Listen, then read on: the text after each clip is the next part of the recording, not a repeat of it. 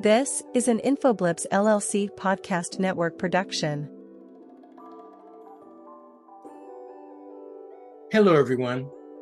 Today's date is August the 20th. Welcome to Sundays with Shai. And without further ado, here's Shai.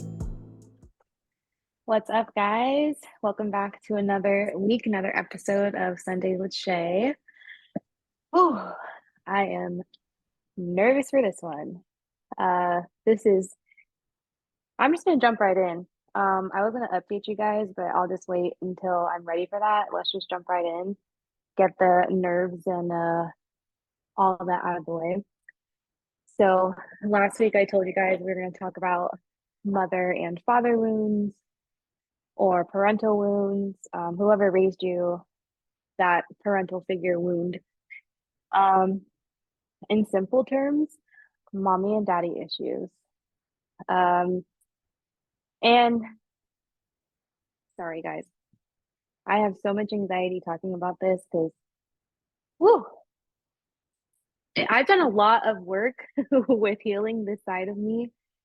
And I'm finally at a point where, like, with the parental figures that are in my life, like, we're all at a good relationship. Like, we all we all understand each other now. There's no turmoil. So there's a disclaimer in the beginning right now. If my parents are listening, like, I'm not trying to bring up old shit. I'm not trying to make excuses. I have forgiven and we've had those conversations and I have come to that understanding. But for the healing aspect, like, I had to grow from mommy and daddy issues. And I didn't even realize I had mommy issues until later on, honestly. The daddy issues are kind of very transparent. And the mommy issues shows up in different ways. And so, like, emotionally, what that means with the wound side, as a child, you could have felt like unseen, unheard, neglected in emotional ways, or even physically. I don't know the case, but neglect, there's abuse within the home. There can be just that emotional turmoil that just, I don't think parents really understand that really shapes how you grow into an adult. Regardless if you grow up in a positive environment or a toxic environment, like, your environment that you grow up in is eventually how you're going to show up in adulthood. So I've had to learn basically from two different kinds of parental styles because, like I said before, I think I've said, I grew up with my mother and stepfather, and then during summer vacations and stuff. Sorry, guys. The storm is hitting where I'm living right now, and I was just telling John, I'm like, it's not raining, it's fine right now. And I'm hearing water drops behind me, and it's so loud that it seems like it's like right behind me, but it's outside. So I got distracted for a second. Sorry. Um, but with my parental wounds, I have four, basically, to sum it up. I have two biological parents and I have two step parents, and all four of them are very different in their own ways, and they all bring something different to the table, which is pretty unique. To have that. Not everyone has that kind of influence. Most people just grow up with their mother and their father, or they just live in separate households. But anyways, that's beside the point. So within, like, healing your parental wounds, there's a lot of things that you think about. And with the influence that I had, my biggest thing was, what would my life had looked like if my mom and dad did stay together? Basically, what would their relationship look like? How would that have affected us in the long run? And, like, where it's like, just you just have all these questions and all these different scenarios that you think of and you come up with when you start to heal these, because with the way society views parents is you have a dad and you have your mom, and if they're separated, then they're separated. There's usually, they never really get into like stepmom and stepdad stuff.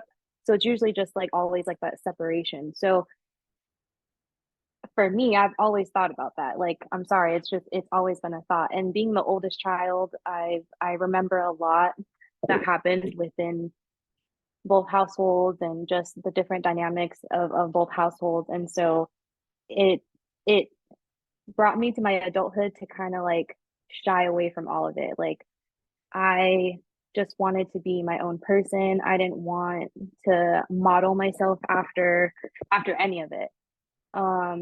Because from both sides, honestly, like I wouldn't say that it was a negative experience, but I think just having kids so young and not really being prepared to be a parent sets you up for a lot of just there's just a lot of pitfalls. And the way that I grew up, like unfortunately I had to experience that. My parents were very young having us and being in a separate household and having different, different influences all over, like you can become very confused in developing yourself and basically how you view the world and how you develop your morals and your beliefs. So with my parental wounds specifically, with my mommy issues, I think, and me and my mom, we have talked about this, but her view of perfectionism and expectation on me was very hard. The role of being the oldest and the role of being the daughter and just that in itself was already a package deal that I kind of like at a young age I didn't want it. Like I didn't want to have that expectation on me. I didn't want to have that sense of responsibility. Like I could generally sit here and say like I definitely wanted to just try to find myself. Like I kind of had to live up to the person that she was raising me to be. And that's where the perfectionism came in on my end.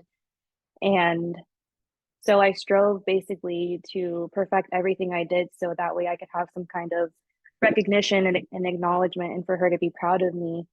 And I still to this day, like I still to this day struggle with perfectionism and making sure that things are so up to par that I'm not going to be embarrassed when it's full face. And that's a part of my growth that I really have to still jump over because we're all human. We make mistakes. Like I've said it before, I've made countless of mistakes. I'm not flawless at all. But I have a hard time presenting that. I have a really hard time presenting that, and that's where the perfectionism comes in as well. And with just being critical as far as like as far as like the expectations and the values of being a woman and stuff like that, like it's very mixed because I got two different sides of it. And as far as daddy issues, this one is a tough one because my dad and I, we have a good relationship now. It's definitely been rocky since I don't know how long. We've always had our ups and downs, but it's developing and we're doing a lot better. And we've had many conversations about this, but and most people know, but my dad and my mom broke up like when I was 4 or 5, so I was very young.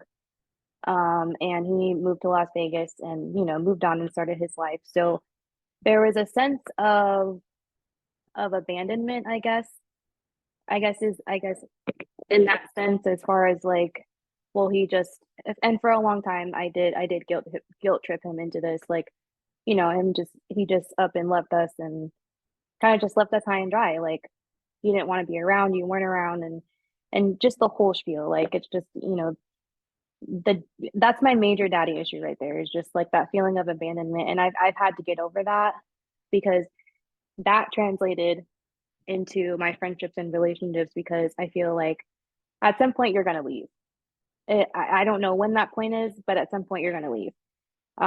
So I've had to like strengthen myself and that insecurity within myself, within my friendships and my relationships, because that's huge.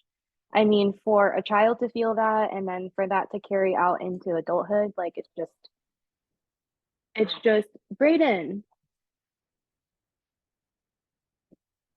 all the distractions today. Do you need something? Sorry, guys. Um, so yeah, so that abandonment I had to really get over, and also proving my worth, like fight for me, see me, like I'm worth being here, I'm worth having a relationship with, I'm worth, like, I don't know, it's kind of like you're holding out that trophy, like be proud of me, kind of thing. And so this all of these emotions and things have come forth within my healing journey, and this is why I have a hard time talking about it, because there's such hard emotions. And to be this vulnerable and just like come out and talk to you guys about it, it's just like it freaks me out, because I don't want to make anyone upset, and that comes in with my people pleasing and worrying about others' emotions rather than my own. And that's literally how I've been since like the beginning of time. And so, telling my truth, it's hard. And I'm glad that my parents, like, were all able to have the relationships that we have now, and have the conversations that we have to kind of understand why things were the way they were. And I've come to the understanding that they were all doing the best that they could, and from what they learned from their parents and so forth. So it's just one of those things that, yeah, it's just one of those things that I'll have to continue to work on, because making new friends, it's hard, because I have that sense of like, okay, I need to be this person for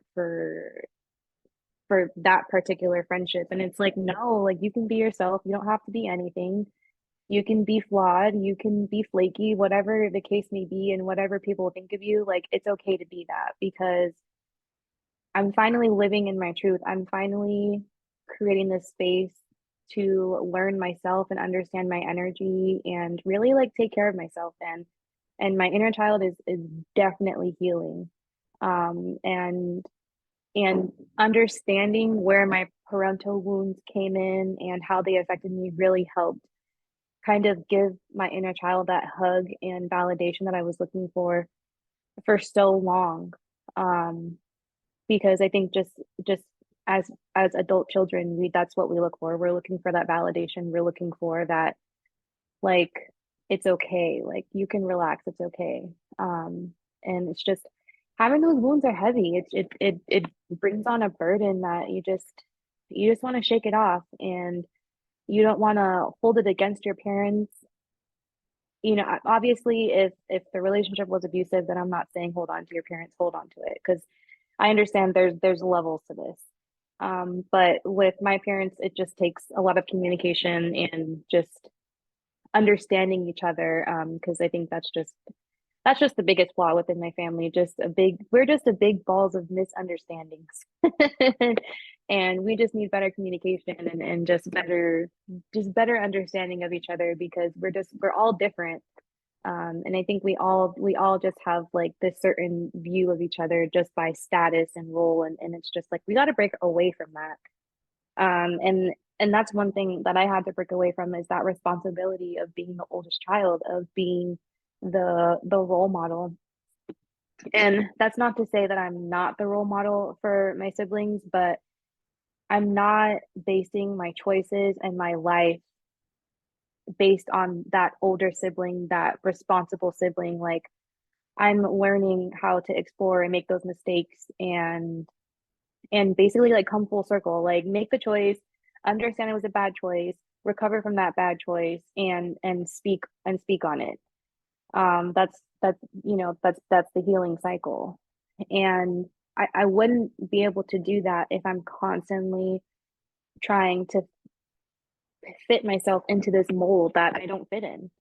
And not to say that I've never fit in it, but it's just something that I definitely want to break away from, because I want to be able to find myself and who I am, and heal those wounds within me. And with having step parents, that in itself is difficult, because like I said in the beginning, you have those thoughts of like, well, what would my life look like if my parents were together?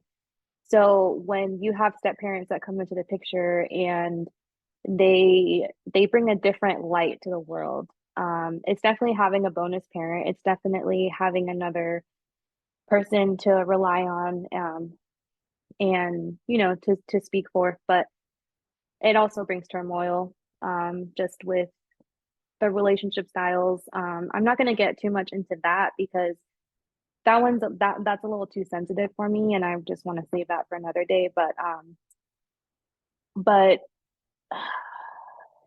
it's still something I have to work through.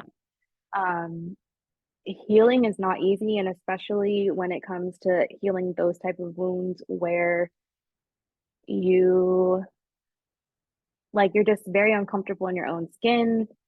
You're just walking on eggshells every day, and you're just not really developing and having that support system that you would think that you have, with a toxic step parent.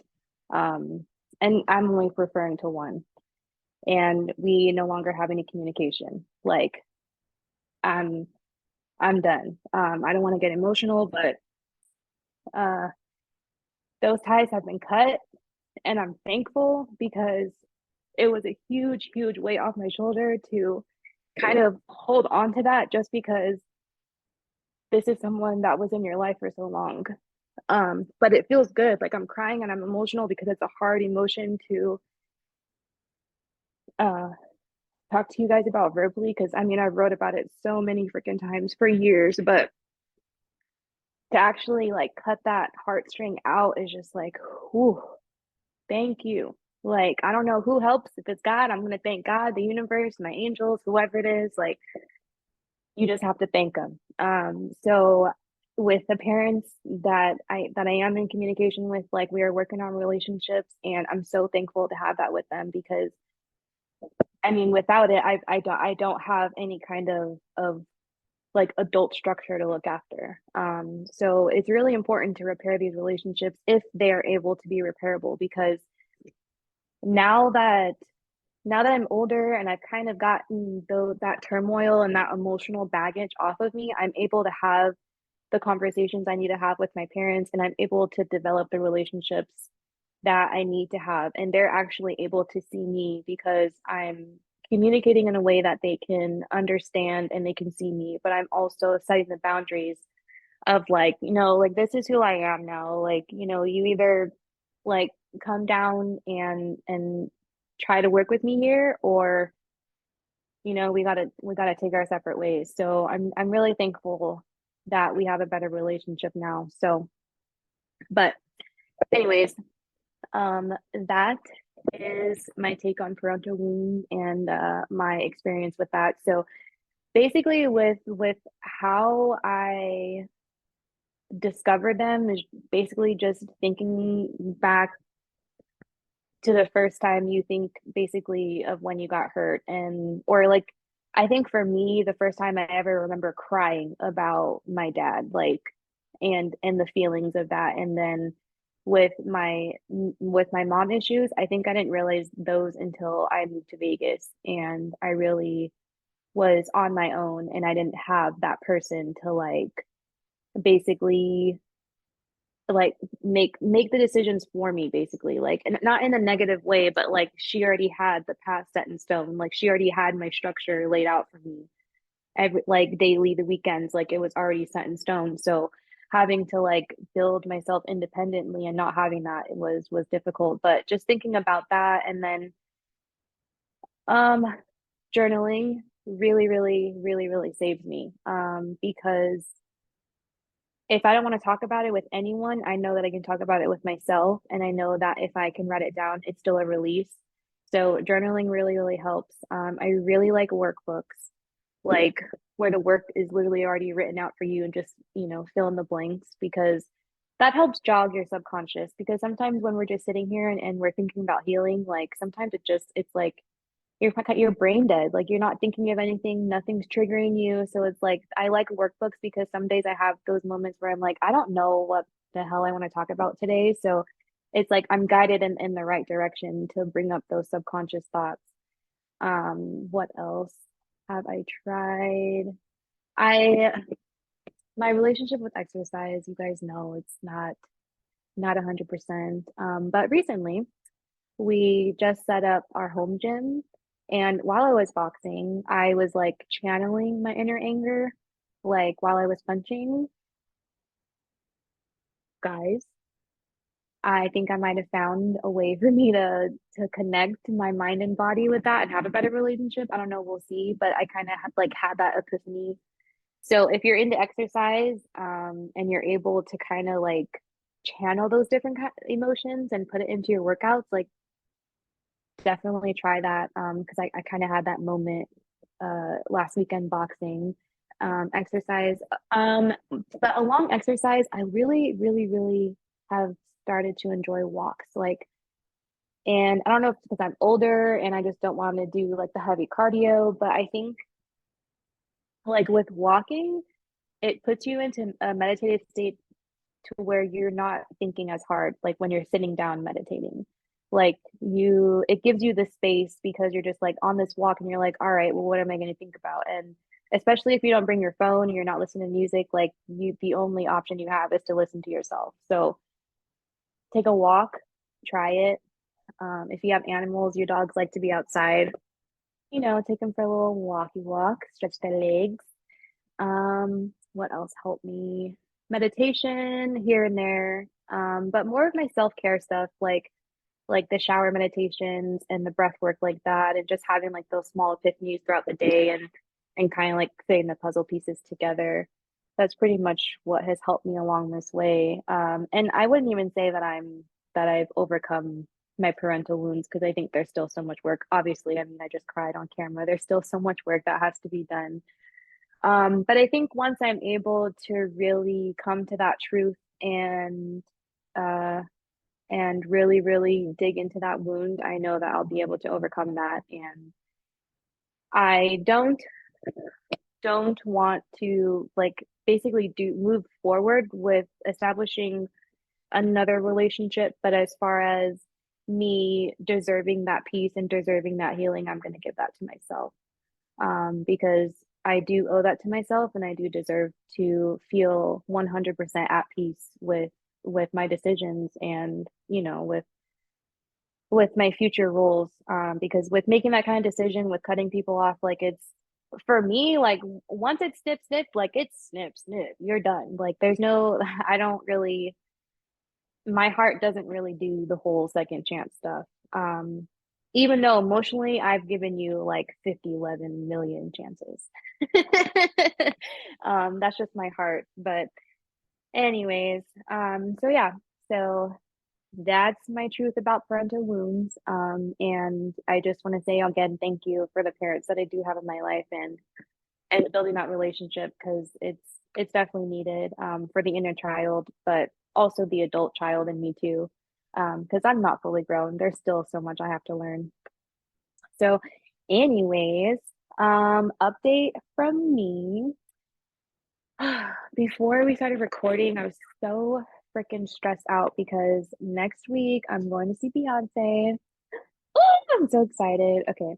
So I've loved Beyonce since I was like, I don't even know how long, like probably 4 or 5 years old, like since Destiny Child days, like when there was four of them, not Kelly, Michelle, and Beyonce, like all of them. Anyway, so we're going to see Beyonce next weekend, and I had ordered an outfit, and it always turns out to be this way. Like my sense of style and like my vision for myself always turns out to be so different than like reality. So anyway, so I picked out this really cute two-piece like skirt outfit and it comes in today. And not that it's a disaster, but it's definitely like it's not giving. Like it's very cute for like Sunday brunch or like I don't know, something like girly. Like I don't know, it's just not giving Beyonce concert. So I'm back to the drawing board, but I'm so stressed because I'm so indecisive for one. And then for two, like my body confidence is not there. So I'm like, I want to be super cute, but then I'm also like very self-conscious. So I'm just like, I'm at this battle with myself. I'm like, can you get over it? Like, you're going to a concert to have fun. Who cares what you look like? I literally was just thinking to myself, I'm like, I'll just wear a fucking big t-shirt at this point and no makeup as long as I'm having a good time. Like, I'm at the Beyonce show. But yeah, so next week I'm going to Beyonce and I'm super excited about that. And that I feel like in itself is going to be some kind of inner child healing moment. Like, I already warned the people that I'm going with. I'm like, I'm most likely going to be crying the entire time. So get ready because that's just literally how emotional I am. Like, between happy, excitement, like all the emotions from the music, like just being in that iconic space, like I'm going to be crying the entire time. And I get so annoyed with myself with how emotional I am because I'm just like, you cry for everything. You literally cry for everything. Like, I'll be happy crying, sad crying, angry crying. I will be crying for somebody else. Like, that's just like I've noticed that about myself. I'm just like, girl, you are such a crybaby. I need the t-shirt that says crybaby. But anywho, so I will see you guys next week. And oh, also I forgot to tell you guys, when you're doing this kind of work, make sure you have your safe person, your safe space, your journaling. If you need to talk it out with someone, make sure you have that person because it is hard work. It is triggering. So I want to remind you guys of that. But so yeah, thank you for being here. Thank you for listening to me, for letting me dump on you and letting me cry like always. I will see you guys next week. This was Sundays with Shay, brought to you by InfoBlips LLC.